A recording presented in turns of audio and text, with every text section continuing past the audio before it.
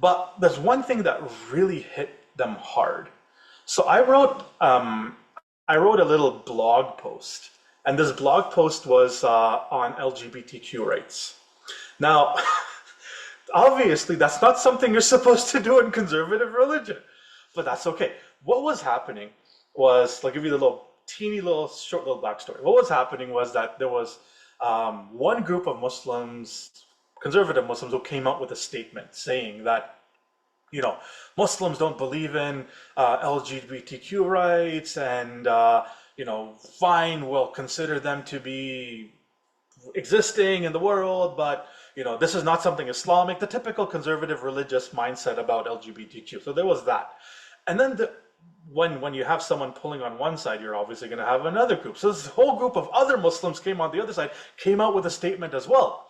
And they came out with a statement saying, oh, we support Muslims to be LGBTQ, and they had this crazy statement. So I came out as an anthropologist, the dummy, who came out with a statement basically saying, well, let me be a good anthropologist. Now, what do we do as anthropologists? We study culture. So I was like, well, looking at this side, they're saying this, and looking at this side, they're saying this. And we got to remember that gays and lesbians and queer and trans have existed in the world for a long, long, long time. I gave examples, etc.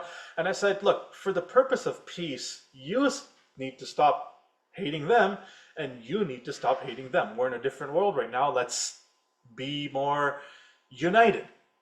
So this was a little blog post. I put it on my Substack. I call it Uthman's Candid Thoughts. And that's my Substack. I made it private because of this little smear campaign that was going around. So they were basically attacked me because of that. Because in this realm, if you don't actually say that I hate gays and lesbians, you can be as nuanced as you want or as middle grounded as you want. You're automatically someone who loves gays and lesbians. So it's a really interesting phenomenon. Like if you're part of the belief system, you have to say that I hate them and they're bad and they're just bad. So my intention of the post was to advocate for unity among Muslims and to discourage the practice of othering within the community. Like at the end of the day, you're saying you're Muslim, why are you hating on them? Why are you hating on them? I mean, come on, grow up.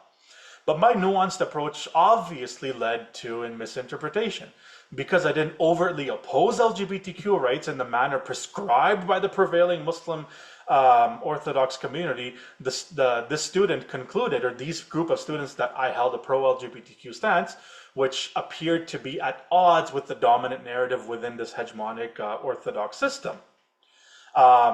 So I got questions like, well, what's your opinion?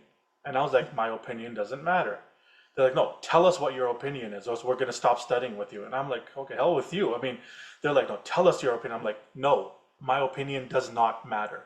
It's irrelevant. Who cares? I can believe whatever I want to believe. I believe